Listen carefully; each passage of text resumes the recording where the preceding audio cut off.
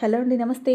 పుదీనా రైస్ చేస్తున్నాను, మీకు కూడా చూపించాలనుకున్నాను. ముందుగా పుదీనాని శుభ్రంగా కడిగి పెట్టుకోవాలి, మిక్సీ పట్టుకోవాలి, మెత్తగా పేస్ట్ చేసుకొని పక్కన పెట్టుకొని స్టవ్ మీద ఒక కడాయి పెట్టి దాంట్లో 1 గంట ఆయిల్ వేసుకున్నాను.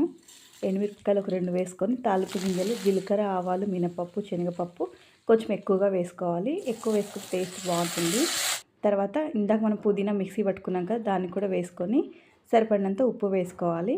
వేసుకొని ఒకసారి కలుపుకొని మంచిగా మగ్గనివ్వాలి పచ్చివాసన పోయేంత వరకు. తర్వాత ఉడికిన అన్నం ఉంటుంది కదా, అన్నాన్ని కూడా వేసి మొత్తం కలుపుకోవాలి. ఇలా కలుపుకున్న తర్వాత సరిపడా ఉప్పు వేసుకొని కలుపుకోవాలి. పిల్లలకైనా పెద్దలకైనా లంచ్ బాక్స్లోకి చాలా త్వరగా అయిపోతుందండి. ఒకసారి ట్రై చేయండి. ఒక నిమ్మకాయ సరిపోతుంది. అది పిండుకున్న తర్వాత ఒకసారి బాగా కలుపుకొని ఇంకా మనం లంచ్ బాక్స్లో సర్వ్ చేసుకోవడమే. టేస్ట్ అయితే చాలా బాగుంటుంది. మీరు కూడా ఒకసారి ట్రై చేయండి. మీకు ఎలా వచ్చిందో కామెంట్ బాక్స్లో కామెంట్ చేయండి. వీడియో మీకు నచ్చినట్లయితే ఫ్రెండ్స్కి, ఫ్యామిలీ మెంబర్స్కి షేర్ చేయండి. Thank you for watching.